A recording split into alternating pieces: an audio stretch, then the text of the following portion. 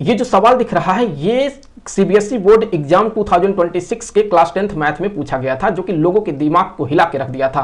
क्योंकि ये जो क्वेश्चन दिया गया था इसके हिसाब से ये जो टी से लेकर के बी तक का लेंथ है इसके 2 वैल्यू निकल के आ रहे हैं, जबकि ये पॉसिबल नहीं है, इसके 2 वैल्यू नहीं हो सकते हैं। तो गड़बड़ कहां थी वो हम क्लियर कर देंगे अभी।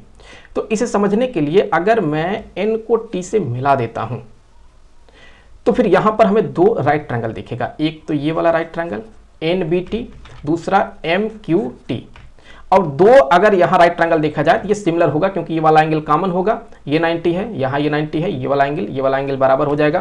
तो जब 2 सिमिलर ट्रायंगल होते हैं तो करस्पॉन्डिंग जो साइड्स का रेशियो होता है वो बराबर होता है। अगर मैं टी से लेकर के बी तक के लेंथ को x मान लूं तो फिर हम कह सकते हैं कि 13 divided by 35 plus x equal to हम 8/x कर सकते हैं।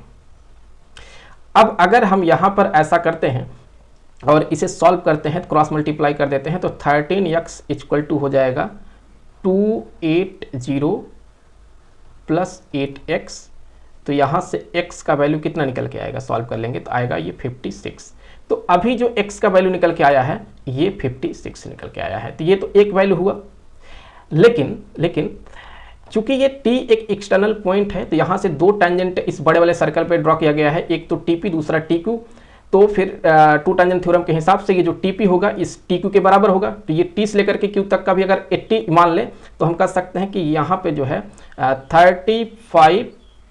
35 प्लस x ये हो जाएगा 80 के इक्वल। तो x इक्वल टू हो जाएगा 45। तो यहाँ देख ले x के 2 वैल्यू निकल के आए हैं। क्या ये पॉसिबल है? नहीं ना। तो फिर गड़बड़ कहाँ है? तो इस पूरे क्वेश्चन को सॉल्व करने पे कहीं भी हम 80 को यूज नहीं करते हैं। जितने भी पार्ट इस क्वेश्चन में आए थे कहीं भी इस 80 का यूज नहीं हो रहा है। तो क्वेश्चन बनाने वाले ने जो ये एक्स्ट्रा पार्ट दे दिया है 80, यही सब कंफ्यूजन की जड़ है।